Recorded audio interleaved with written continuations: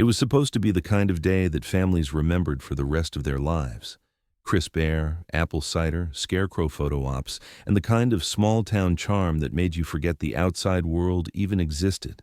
It was the first weekend of October, and the Delaney family had arrived early to beat the crowds at Haversham Orchard, a 120-acre family-run farm nestled in the rolling hills of rural Pennsylvania.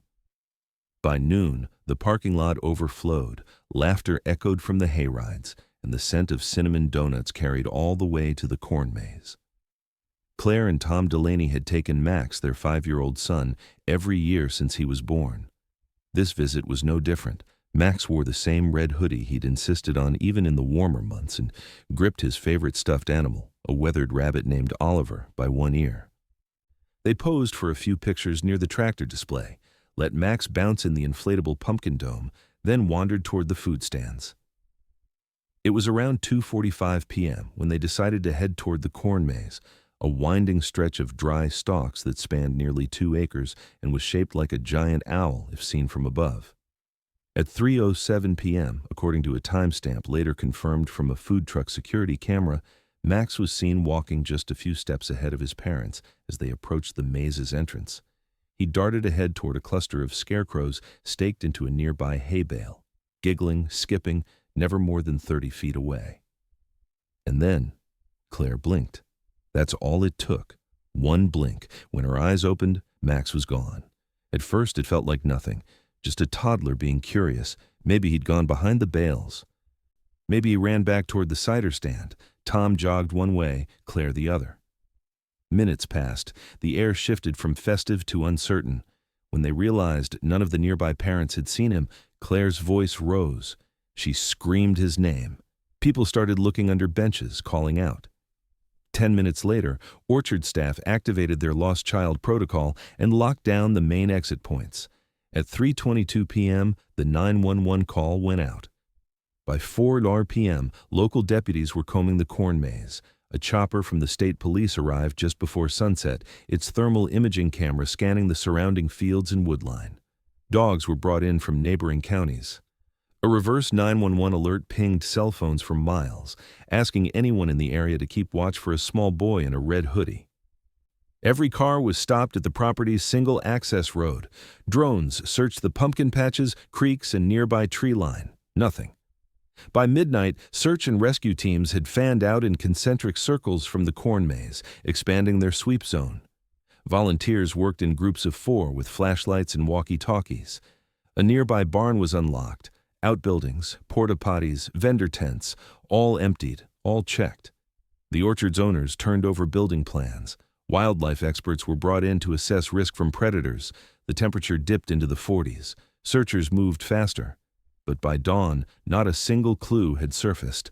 No torn fabric, no footprints in the silt near the pond, no scent track for the dogs to follow. It was as if Max had simply evaporated. 1 minute skipping beside a hay bale, the next, a void where a child had been. Claire refused to leave the orchard.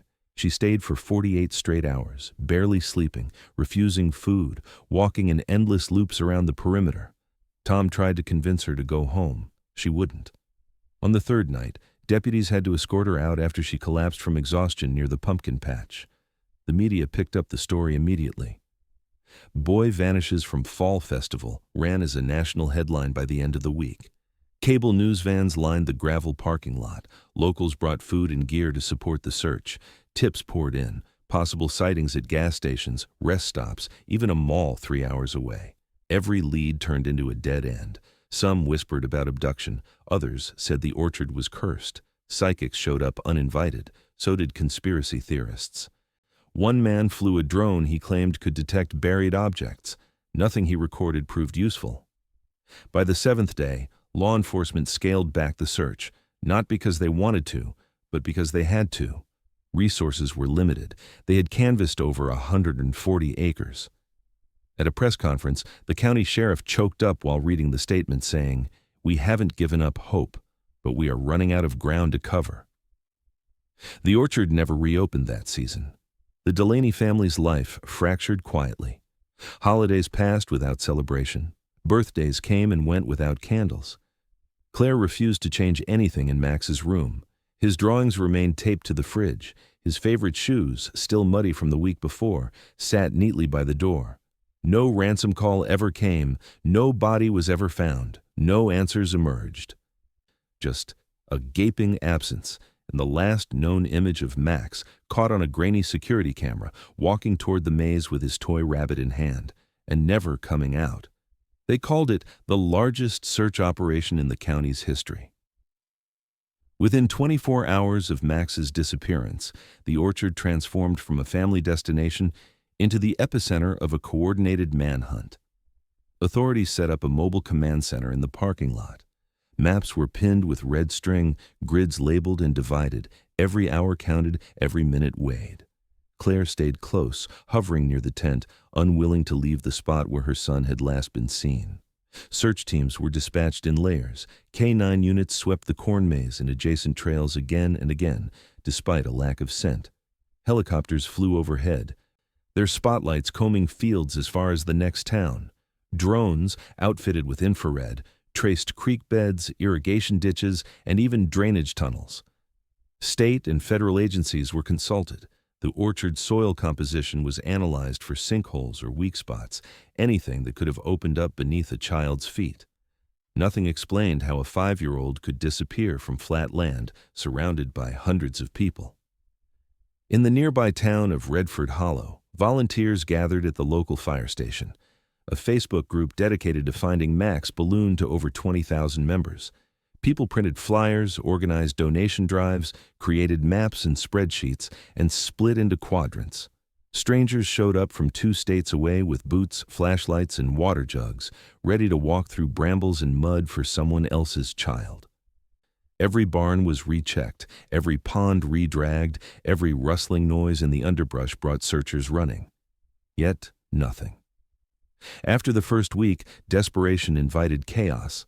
Psychics began arriving at the orchard, offering visions and clues in cryptic language, vague references to water or a hand in the dark. Some were turned away, others managed to get close to Claire, whispering promises of answers she was too exhausted to reject. One man claimed he saw Max's face in the bark of a tree near the hayride trail. Another woman insisted she had dreamt of a shadowy figure in plaid taking the boy away. The sheriff's department tried to contain the noise. They reminded the public to focus on confirmed leads, but rumors took on a life of their own. People began accusing orchard staff, singling out the young seasonal workers and immigrant laborers. An older man who drove the hayride wagon was questioned 3 times after a parent claimed he'd made off comments years ago. He was eventually cleared, but not before his face circulated online with insinuations no one could erase. Investigators interviewed every employee who had worked the festival that day. They checked ID badges, payment records, even food vendor logs. One kettle corn stand had hired a last-minute replacement to cover a shift, a man with a temporary license and no forwarding address. But his registration traced back to a dead-end P.O. box, and the trail dried up after that. Without surveillance video near the orchard's exits, there was no proof anyone left with Max. Animal control officers were brought in to evaluate the possibility of a predator attack, a bear or coyote dragging a child into the woods. But no signs of a struggle were found. No blood, no torn fabric. The local wildlife experts had insisted that even in a worst-case scenario, there would have been evidence. Bones, tracks, disturbed earth, there was nothing. Reporters camped outside the Delaney home. Some asked for interviews, others just watched. One national outlet broadcast a nightly segment on the search, complete with overblown graphics and countdown timers. Claire refused all media requests, though Tom appeared once on local news, begging for anyone to come forward. His voice broke as he held up Max's favorite stuffed rabbit, explaining that it had been found in the orchard grass 2 days after the disappearance, something neither parent had dropped. By the second month, the frenzy faded. The helicopters stopped flying, donations slowed. Volunteers returned to work, schools, and families of their own. The command center shut down. The orchard remained closed indefinitely, gates locked, signs taken down. For the first time in nearly 70 years, Haversham Orchard didn't host a harvest. But Claire and Tom stayed. They rented a small cabin not far from the orchard. Every morning, Claire woke up, made coffee, and walked the perimeter of the maze. Sometimes she brought her own drone. Other days, she walked alone, just staring at the trees. Tom tried to work remotely, but spent more time coordinating with private investigators, two of whom he hired with help from a family friend. One of them, a retired FBI analyst, told him bluntly that the odds of recovery were lowest when there was no evidence of a crime. And that was the part no one could make peace with, the absence of everything. No trail, no clue, no answer, just a quiet field, silent trees, and a festival memory that rotted a little more each day.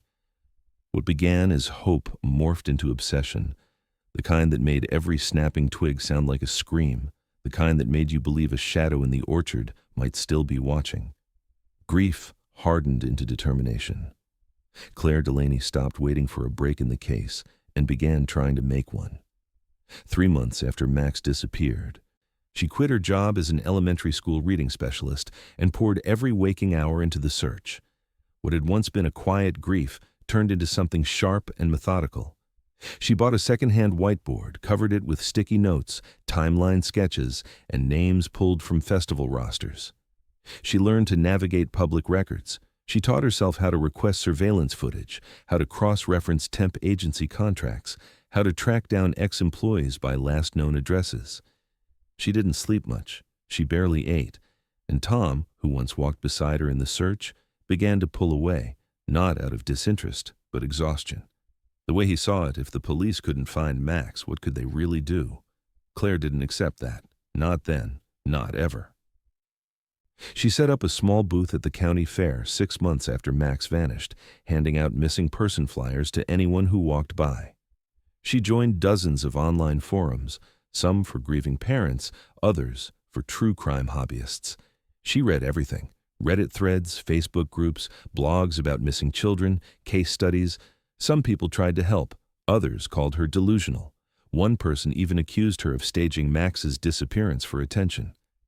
Claire ignored them all. She had only one rule: never stop looking. She started rewatching old news broadcasts and noticed things she hadn't before.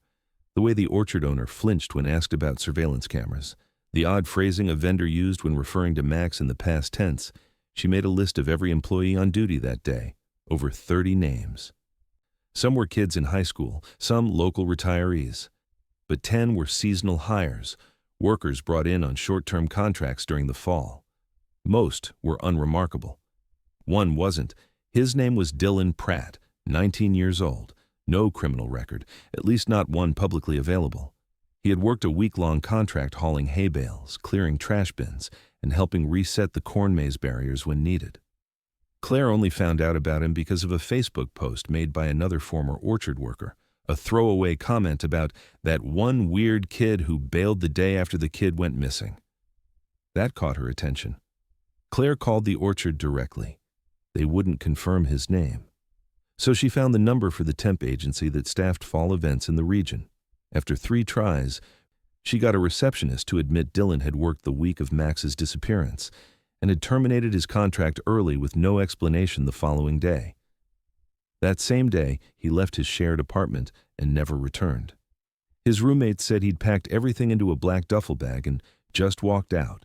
Claire brought this information to the lead detective. He took notes, promised to follow up. Days passed, then weeks. Nothing came of it. Frustrated, she reached out to a local journalist she'd developed a rapport with, a crime beat reporter named Aaron Hall, who had covered Max's disappearance since day one. Aaron made a few calls. It turned out Dylan had a sealed juvenile record. Claire wasn't allowed to know the details, but she was told unofficially that it involved a serious incident with a younger child when he was 14. That's all anyone would say. She printed his photo from a blurry yearbook and tacked it onto her whiteboard. There it stayed, just beneath the word, "Why?" When Claire pressed the sheriff's office for more, they told her the case had been reviewed by both the local and state investigative units. Dylan had left voluntarily. There was no evidence tying him to Max. His phone pinged off a tower 60 miles away the night of the disappearance, and there were no eyewitnesses placing him near the maze during the critical window. No arrest could be made based on suspicions. They were sorry, but they had nothing to hold him on. Claire didn't accept that either. She spent 2 full days driving to the town where Dylan's mother still lived. She parked outside the house and waited until a light came on inside. She never knocked. She didn't know what she would say if someone answered, but when she saw a tall young man step out to smoke on the porch, her heart nearly stopped. From the darkness of her car, she watched him, calm, indifferent, staring into the night like he had nothing to run from. She snapped a picture, drove away, added it to the board. In her heart, she knew this wasn't proof. It wasn't even a lead by official standards. But something about the timing, the silence, the way he vanished just as Max did, it clawed at her. No one else seemed to care. The trail had gone cold, but Claire refused to believe that meant her son was gone too. To her, every unanswered question was a thread waiting to be pulled, and she wasn't done pulling, not even close. The more Claire stared at the orchard, the less it looked like a place for families, and the more it looked like a place that swallowed people. It started with a conversation at a gas station. She was putting up a new set of flyers when an older woman asked quietly if she remembered that other kid who vanished by the apple fields. Claire froze. The woman didn't remember the name, only that it was a boy from a few towns over, maybe in the late 90s. Said he'd gone missing after a church youth group trip. Nothing ever came of it. Claire went home and started digging. It took time. There were no digital archives for local news that far back, but the library still had microfilm reels. For 3 full days, Claire sat in a dark basement room scrolling through decades of headlines page by page, and there it was, October 1997. Teen boy missing after festival trip. His name was Luke Harrington, 15, last seen near the northern fence line of the orchard during a church outing. Deputies searched for 2 weeks. Dogs, helicopters, flyers, no leads, no remains. Then she found another. September 1984. Search continues for local teen. This time it was a girl, 16-year-old Dana Knox. She'd come to the orchard with friends from a nearby town and reportedly walked off alone after an argument. Witnesses said she was spotted near the equipment barn just before sunset. She never came home. Case unsolved. Body never recovered. Claire printed the articles, highlighted the dates. Both fall festivals, both within the same 3-week stretch, both in the same wooded acreage between the corn maze and the creek. It couldn't be a coincidence, not to her.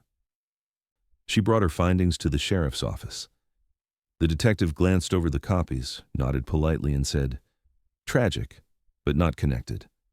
He pointed out that there had been thousands of people through the orchard over the years. One case from the 80s, one from the 90s.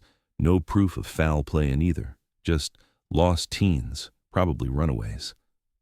Claire pushed back, asked if the orchard had ever been formally investigated. He shook his head, said there was no legal reason to. So she began making her own list. Claire tracked down former employees, some retired, some scattered across neighboring towns. She posed as a writer, a podcaster, anything to keep people talking. And people talked. About odd things, security lights that shorted out for no reason, strange gaps in the irrigation lines. One woman remembered finding a child's sandal near the fence once. No one ever claimed it. Another recalled a storage shed padlocked for years. A former manager said the orchard's layout had been changed at least 3 times, once after a major storm in 1998, and again after a fire in 2005. Claire wrote it all down. She pulled up county land surveys, compared aerial maps, noticed patches of earth that had been plowed, leveled, and reseeded, not for farming, but to repair drainage. She filed a request for soil composition tests, hired a private ground-penetrating radar crew. The orchard's owners denied them access. She started walking the perimeter daily, rain or shine, trespassed a few times, took photos of tree growth patterns, measured odd depressions in the dirt. At one point, she tried to scale a fenced-in area behind the tool shed and was stopped by a worker. When the police were called, they let her off with a warning. But word spread quickly. She wasn't just the grieving mother anymore. She was the one who couldn't let go. Even her friends began pulling back. The group chat grew quiet. Invitations stopped coming. People were afraid of what she might bring into the room with her. Grief, suspicion, bad luck. Tom begged her to take a break even for a day, said he missed her, said Max wouldn't want this to be all that was left of her. She didn't answer. Instead, she turned her living room into a war room. The whiteboard multiplied. Timelines, maps, pins, layers of transparent sheets to compare tree cover over decades, photos of Luke and Dana taped next to Max. She studied topographic layouts like they were crime scenes. She called in tips anonymously just to force police to recheck areas they'd dismissed. When that stopped working, she started showing up in person, armed with binders of her own notes. The orchard's owners, a local family named Barrett, finally held a press conference to defend themselves, said they'd cooperated fully, said they felt for the Delaney's. But they also said, firmly, that rumors about the land's history are not only unfounded, they're harmful. Claire stood in the back of the crowd, holding a poster board with the missing dates written in red marker. No one acknowledged her. But to Claire, the pattern was there. Something had happened on that land before, and something, she believed, had happened again. She didn't care what anyone said. She didn't need their permission to keep digging. She only needed to keep breathing long enough to reach whatever truth was still buried under the orchard soil. 8 months after Max disappeared, hope was thin, and leads were nearly non-existent. Most people had moved on, quietly, respectfully, assuming the worst. Even Tom had started to say the word gone without hesitation. But Claire hadn't stopped. She had only become more methodical. She had reviewed every known photograph, video clip, and social media post taken at the orchard that day. She had assembled a hard drive with over 600 gigabytes of footage, drone reels, vendor body cams, tourist GoPro streams, Snapchat downloads, live stream archives, all stitched together on her dining room table, now permanently converted into a workstation. What Claire couldn't analyze, she sent to others, strangers from forums, hobbyists, anyone willing to run enhancement filters or motion tracking software. Most got back with nothing. One didn't. His name was Adam Kessler, a 32-year-old tech analyst who volunteered for missing persons cases in his spare time. He lived 2 states away, had no connection to Max or the Delaney's, and had been quietly reviewing festival footage on his own for months. When Claire first heard from him, she didn't expect anything new. But the clip he sent her, labeled Cam 4 West Boundary 3:09 p.m. à Campior, made her sit down fast. It was security footage from a mobile food truck parked at the southwest edge of the orchard grounds. A wide-angle view, mostly static, capturing the edge of the parking lot and a stretch of fence line near a vendor exit path. The timestamp read 3:13 p.m. 6 minutes after Max had last been seen near the maze. The footage was grainy and distant, but clear enough to make out the general shapes. Around the 43-second mark, a man stepped briefly into the frame from the far left. He was walking quickly, half-turned, leading a small child by the hand. The child appeared to be wearing a red hoodie. The man wore a zip-up vest, jeans, and a baseball cap. He turned his head slightly just before leaving the frame. Then they were gone. No one had noticed this clip before, possibly because of the odd angle, the lack of movement, and the fact that it only caught the 2 figures for about 3 seconds. But Adam had run motion detection software and found the anomaly. Claire watched the video 20 times that night, then 100 more. She zoomed in, paused, rewound. She stared at the child's posture, the slight tilt of the head, the way the hand reached backward just before they vanished. Max had a habit of pulling back when he didn't want to go somewhere. She had seen it 1,000 times. She could feel it in her chest. That was him. She brought the clip straight to the sheriff's office the next morning. The lead detective watched it quietly, replaying it a few times. He didn't dismiss it, not entirely. But he was careful with his words. Said the image quality wasn't definitive. Said the shape of a red hoodie didn't prove anything. Said there had been dozens of children dressed in red that day. Said the angle distorted size and proportion. Claire pressed him. Who was the man? Could they enhance it, identify facial features, track the path of the exit trail? They tried. But the footage came from a non-standard rig, a backup dash-mounted camera on a vendor's truck. It recorded at low resolution, no sound, and the lens had a slight fisheye warping. They pulled footage from other vendors nearby, but none had cameras pointed in the same direction. No license plate was visible. No clear facial match could be generated. Claire wasn't satisfied. She went back to her vendor records, dug into sign-in sheets, permits, and booth assignments. And there, she found something. A kettle corn vendor registered under the name Greg Phelan had left the event early, packing up just before 4 p.m., hours before the festival closed. His permit had been issued through a third-party staffing agency, and the listed phone number went straight to voicemail. The email bounced. Claire cross-referenced photos from the kettle corn booth and found a man in a vest and cap, turned away, blurred, but consistent with the figure in the video. She brought this to the police as well. They acknowledged the possibility but reminded her again, no facial ID, no confirmed time match, no direct evidence that the child was Max. The man wasn't listed in any criminal databases. There was no proof he'd done anything wrong. But Claire felt it. There was something in the way he moved, fast, purposeful, like someone not just leaving early but fleeing. And Max's last confirmed sighting was just minutes before. The geography lined up, the timing matched, the red hoodie, the hand tug, the angle of the retreat, it all added up, at least to her. Still, the police wouldn't reopen the case on a maybe.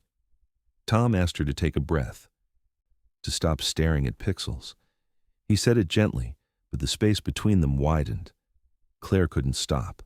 Not after seeing that clip. Not after realizing the orchard had a vendor who left in a hurry, who might have walked out with a child in plain sight, unnoticed, unchallenged. She stayed up until dawn for 5 nights straight, enhancing frames, overlaying maps, analyzing light angles. And every time she watched that blurry figure vanish beyond the frame, her heart pounded with the same terrifying hope that somewhere in that grainy space between seconds, the answer to Max's disappearance had been hiding all along. Greg Phelan wasn't real. It didn't take long to prove that. After Claire ran his permit information through a public records search and came up empty, she dug deeper. Working alongside the same tech analyst who had helped her find the parking lot footage. The name had been listed on the vendor roster, sure, tied to a kettle corn stall in the northeast corner of the orchard grounds. But there was no Greg Phelan in state databases, no tax ID, no social security match. The name was likely fabricated. The email was dead. The phone disconnected. What the records did show was that the permit had been processed through a temp vendor network used for short-term festival staffing, events where no long-term contract or ID verification was required. Vendors paid a small flat fee, signed up online, and brought their own tents or food equipment. Payment was cash-based, no background checks, no paper trail. The agency couldn't even say who had personally spoken to Greg. He'd registered under a username and uploaded a photo ID that, upon closer inspection, turned out to be fake, a low-resolution image with mismatched font sizes. Whoever he was, he'd come in and out clean. Claire requested surveillance photos from the event's ATM machine. One vendor, wearing a vest and cap matching the blurry figure from the festival footage, withdrew $60 at 2:45 p.m. The transaction was logged under the same fake name. She printed the image and pinned it beside the still frame from the parking lot. Not a perfect match, but close enough to make her stomach drop. Police reviewed the material again. This time they didn't dismiss it outright. A possible false identity, an early departure, a blurry image of a child in red. The case was back in motion, if only slightly. A statewide BOLO was issued for any known aliases tied to the name. DMV records were flagged for similar facial matches. It didn't take long for something to surface. A tow yard in upstate New York contacted the sheriff's department after recognizing the image from an internal bulletin. 6 months earlier, around the same time Max had vanished, a white utility van with a broken taillight had been found abandoned behind a derelict barn just outside of Ithaca. The plates had been pulled. The registration was fake. No one had come to claim it, and the yard had held onto it while trying to trace ownership. The partial VIN matched a vehicle rented from a New Jersey lot 2 days before the fall festival. The name on the contract? Greg Phelan. Claire was already halfway to New York when she got the call. State troopers met her there, keeping her behind the perimeter. She watched as forensic teams moved in, gloves, coveralls, flashlights combing through weeds and dirt. The van was unlocked, its side doors rusted shut but eventually pried open. Inside, the vehicle was mostly empty. No tools, no supplies, just a few crumbs and spilled kernels of kettle corn scattered on the floorboard. There were no signs of a struggle. No blood. But the front passenger seatbelt was cut, and duct tape residue lined the inside of one window. What haunted Claire most was the blanket crumpled in the back, faded, navy blue, with cartoon stars printed across the fabric. It looked like something meant for a child. It was too degraded for DNA recovery, but she didn't need a lab report. She remembered Max's preschool nap mat had a pattern just like it. The barn had long since collapsed. No foundation, no basement, just soggy wood, rotting boards, and silence. Search dogs were brought in. They circled the van, barked once, but didn't alert on any specific scent. The surrounding forest was combed over the next 48 hours. A small creek ran through the property, low and murky, choked with branches. Forensics found nothing, no bone fragments, no hair, no cloth. The van had been wiped down, clean, intentional, but the location was rural, the kind of place you don't find unless you already know it, and that raised terrifying questions. Had someone brought Max here? Was this a waypoint, a holding location, something worse? If he was taken from the orchard that day, had he been alive for some time after? That possibility shifted everything. Claire didn't sleep that night. She sat in a motel room staring at the van through the window, replaying every timeline in her head. There had always been two dominant theories, accident or instant abduction. But now a third was emerging, one where Max had been alive. For hours, maybe days, maybe longer. The FBI re-entered the case quietly. Analysts reviewed traffic cams across state lines. Rental agencies were audited. But there were no confirmed sightings, no purchases, no fingerprints in the van. It was like chasing vapor. Law enforcement wouldn't say it publicly, but privately they admitted the truth. Someone had gone to a lot of trouble to disappear. And Claire couldn't stop thinking about the figure in the video, tugging a child along the edge of the parking lot. She had thought the orchard was the end. Now she feared it had only been the beginning. It started with thunder, the kind that rattled porch rails and sent dogs cowering under furniture. The storm came in fast, bruising the sky over Redford Hollow on the exact week of the 3rd anniversary of Max Delaney's disappearance. Locals barely noticed the date anymore, but Claire did. She always did. And that night, as the lightning cracked over the valley, she stood barefoot in her yard, watching the orchard in the distance, wondering if the storm might do what no search team ever could, shake loose the truth. By morning, the orchard was soaked, its soil bloated with runoff and leaves plastered to every surface. Wind had snapped branches clean off their trunks. But the real damage was visible near the far end of the property, just west of the corn maze, where an enormous oak had been growing for at least 60 years. It had fallen in the night, uprooted entirely. Its trunk lay across a collapsed portion of the boundary fence, roots twisted in wet air like exposed nerves. The tree had stood alone, an outlier near the corner where the maze's perimeter tapered into a patch of overgrown thistle and brush. Few ventured there. It wasn't part of any footpath or attraction. But when the orchard's new groundskeeper arrived that morning to assess the storm's damage, he saw it instantly. The massive tangle of root ball lifted from the earth like a crater, and at the base of it, something not natural. At first, he thought it was just trash, a scrap of red fabric caked in mud. But when he stepped closer, he froze. Sticking out of the exposed soil, half swallowed by years of sediment and rot, was a small shoe, a red sneaker, child-sized, weathered, brittle, the rubber toe peeled away. He called 911. Within the hour, the orchard was taped off. The sheriff arrived before the forensic team. Claire was notified by a friend who worked for the county.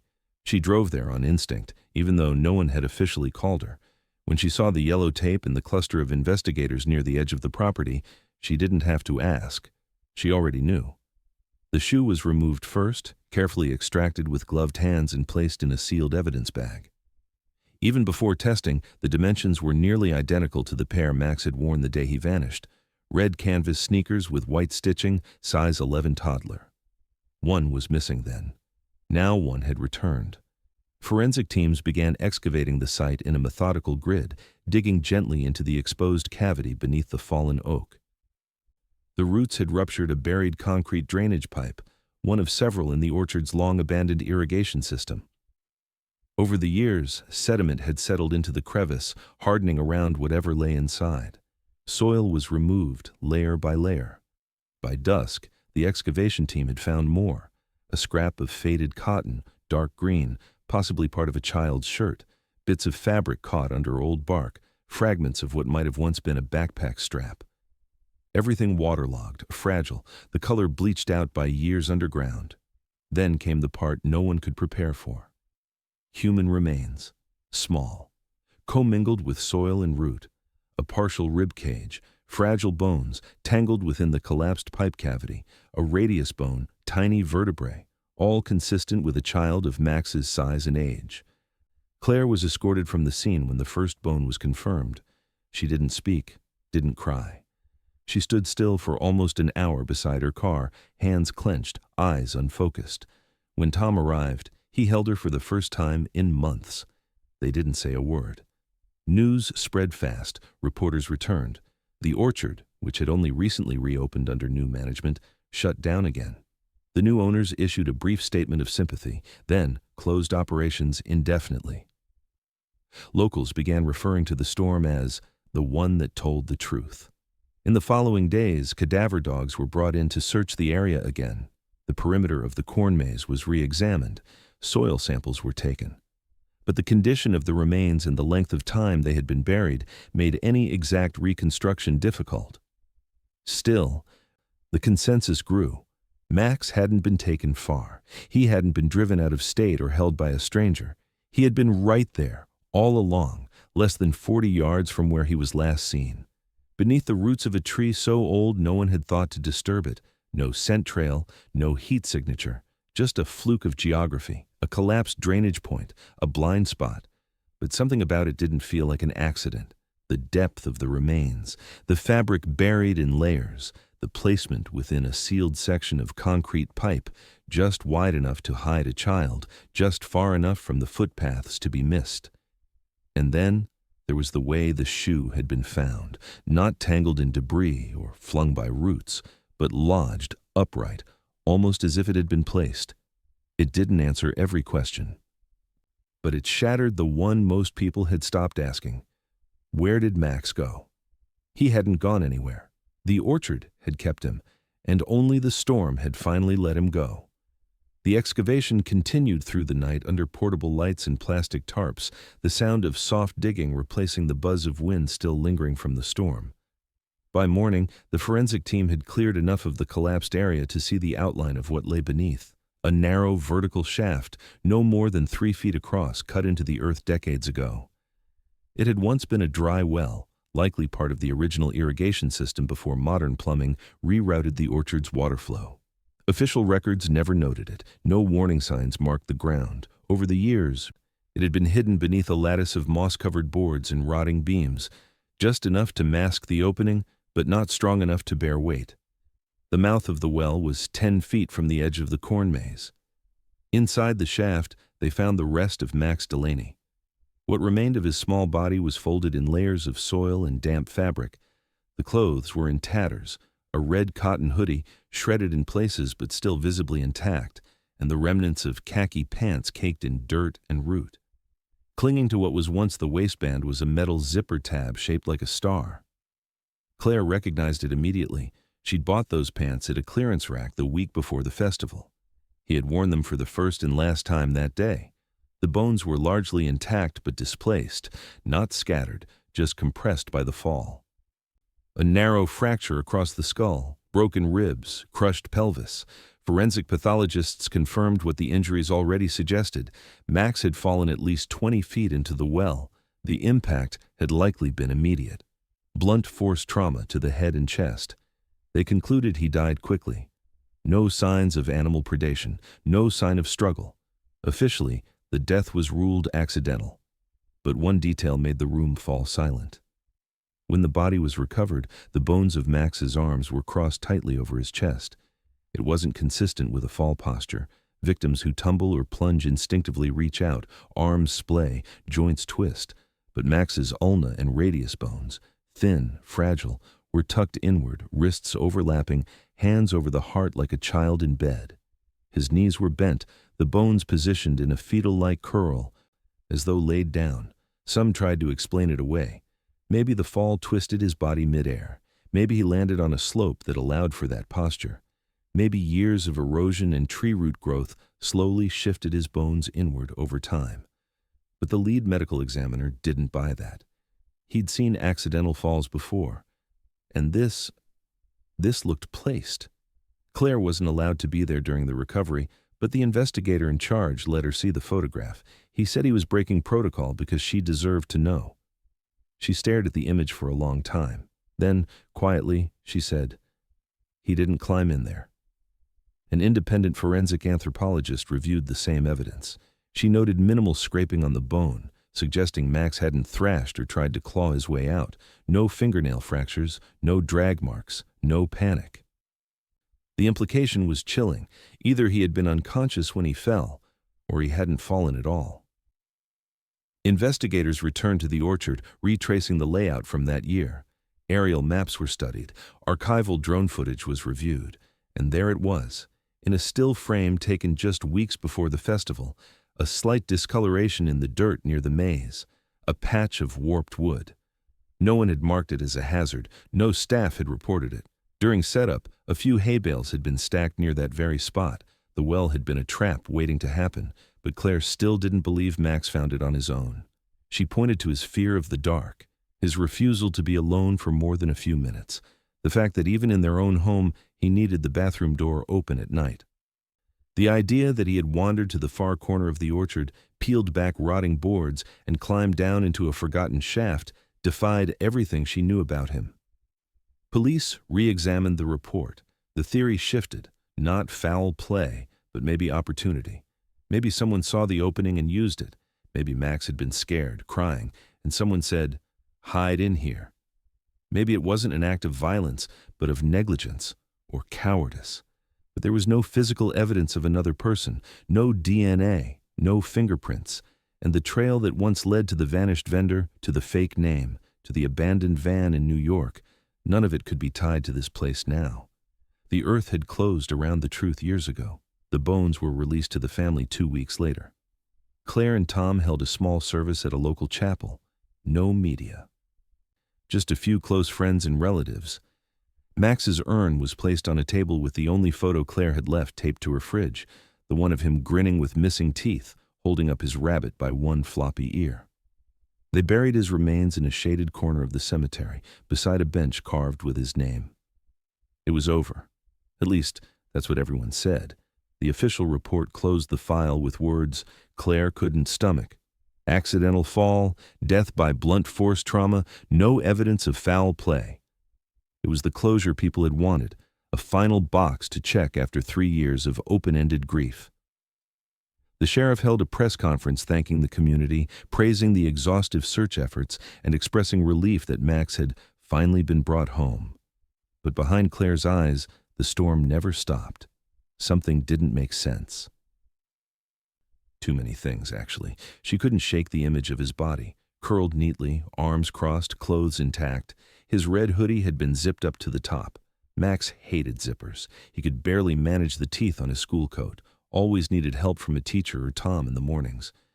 Claire had practiced with him at home, tried using stickers as guides to help him line it up, but it frustrated him to tears. And now she was supposed to believe that after a traumatic fall into total darkness, he somehow zipped his hoodie to the neck before dying alone in the mud? She asked the examiner. He said the zipper could have been done beforehand, before the fall, or even by accident during the impact. But she knew Max. He never kept that hoodie zipped past his stomach. Never. And what about the drones? 3 separate aerial scans were conducted in the week following Max's disappearance, all using infrared, all passing directly over the corn maze and surrounding fields. The well was shallow, just under 20 feet. Thermal imaging could detect a warm body buried even deeper under the right conditions. So why was there no signature? Why no detection, no anomaly, not even a flicker of heat? The company that provided the scans blamed dense soil, tree cover, fluctuating temperatures, anything to explain the absence. But Claire had requested the raw drone footage a year into her own investigation and had kept it ever since. She reviewed the flight paths, the elevation levels, the timestamps. The area around the maze had been scanned twice. Both times the drone passed almost directly over the oak tree. The place where Max had been the whole time. Then, There was the note. She hadn't mentioned it to the police before. It seemed like a hoax at the time, just another cruel prank in a string of them that trickled in through the mail during the first year after Max vanished. But now it seemed different. Now it gnawed at her. It had come in a plain white envelope with no return address, dropped into her mailbox one spring afternoon, with a single line typed on printer paper. "He's right under your feet." She remembered tossing it aside, too tired to engage, too overwhelmed by other false leads and dead-end messages from people claiming visions or spiritual dreams. But she'd kept it anyway, sealed in a file marked miscellaneous, and now it felt impossible to ignore.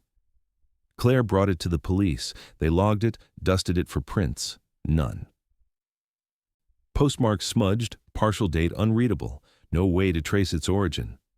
They told her again there was no indication of foul play, no criminal angle, no suspect, just bad timing, a tragic coincidence. A boy wandered too far and found a hidden danger no one could have anticipated. But that's not what Claire believed. She believed someone had led him there, not necessarily with violence, but with neglect, indifference, fear. Maybe a vendor, maybe an employee, maybe someone who panicked. Maybe Max had cried out and someone told him to hide, to stay quiet, to wait until they came back. Maybe he was told to climb into that space for fun. Maybe whoever did it hadn't meant for him to die. But they'd let it happen, and then they'd walked away. She began revisiting her files, everything she'd boxed up after the recovery, all the old timelines, the pixelated video stills, the Orchard staff rosters. The name Greg Phelan still sat at the center of it all. The fake vendor, the van in New York, the blurry figure tugging a small hand out of frame. The sheriff's department said it no longer mattered, no cause to pursue further. The death was an accident. Claire was told gently, with sympathy, to let go. But what if the accident had been arranged? What if the tree had never fallen? What if no one had ever seen the shoe? The questions didn't fade just because a grave had been dug. They clung to Claire, sharper now than ever before. She found herself returning to the orchard again, standing near the new fencing erected after the storm. Tourists were long gone, the land sat quiet. But she stared down at the place where Max had been hidden, not just physically, but intentionally. Hidden in a way no child should ever be. She looked down at her feet where the earth had once concealed the truth, and whispered into the soil as if someone was still listening. "I know you didn't fall." Because something about the way his arms were crossed said he hadn't. They buried Max Delaney on a Tuesday, under a pale gray sky that threatened rain but never delivered. The service was private, no reporters, no cameras, no press statements, just the sound of chairs shifting on wet grass and a soft breeze tugging at the corners of the canopy. Claire sat in the front row with Tom beside her, a photo of Max cradled in her lap. It was the same one from his last school day, smiling, missing teeth, eyes wide with curiosity. She didn't cry. She had done that already, emptied every tear over 3 years of searching. Now there was only stillness. The marker was simple, white marble, engraved with a name, 2 dates, and a single line beneath them. Loved beyond words, missed beyond time. Max was finally home. But something had shifted, not just in the Delaneys, but in the town itself. In the wake of the storm and the discovery beneath the oak, county officials commissioned a full-scale review of the orchard property. For decades, the land had been passed through generations of the Barrett family, each expansion adding new attractions, new trails, new layers atop old ones. When surveyors arrived to examine the collapsed well, what they found shocked even the most seasoned engineers. The orchard's underground infrastructure, built originally in the 1950s, was far more extensive than anyone realized. Crisscrossed beneath the fields and footpaths lay a decaying network of dry wells, runoff pipes, and shallow storage shafts. Some had been sealed decades ago with poured concrete. Others had simply been boarded over and forgotten. At least 4 more uncovered openings matched the dimensions of the one Max had fallen into. 2 were found within 30 feet of the main hayride route. One sat just beyond the bounce house lawn, buried under mulch and overgrowth. Another had completely caved in. The report concluded that these wells presented significant public safety risks and should have been documented and closed off long ago. Records showed a handful of complaints over the years. about soft ground, water pooling unnaturally, strange dips in the terrain.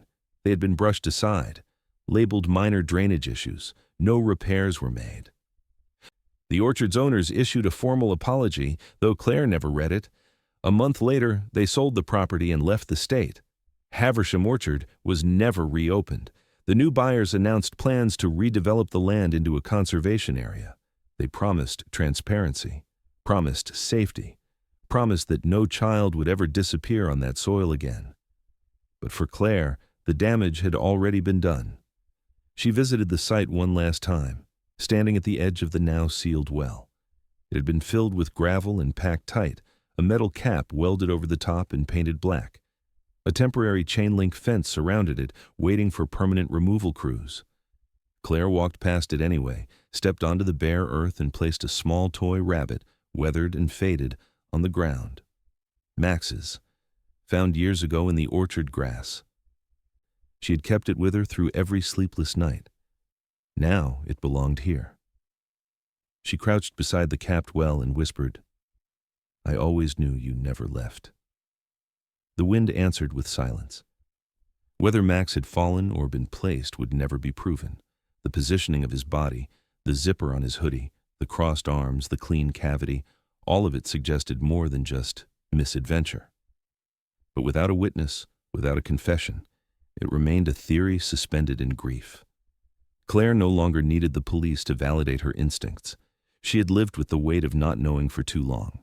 This was her truth now. A quiet belief etched not into reports or headlines, but into the dirt where her son had once been buried by time and negligence. In the months that followed, people spoke less of the orchard and more of the system beneath it, the buried maze that had nearly swallowed the truth forever. Safety audits were ordered across the county. Other properties were checked. One sealed shaft was found beneath a preschool parking lot, another near a public trail. Claire's story, though painful, became a catalyst for change. And still, in quiet corners of town, people asked the question no one wanted to say out loud. If the storm hadn't hit when it did, would anyone have ever found him? That question would linger, unsatisfied, like the anonymous note, like the vendor who vanished, like the van behind the barn, threads that led somewhere once but had gone limp with time. The case was closed, the grave was filled, but the story refused to settle.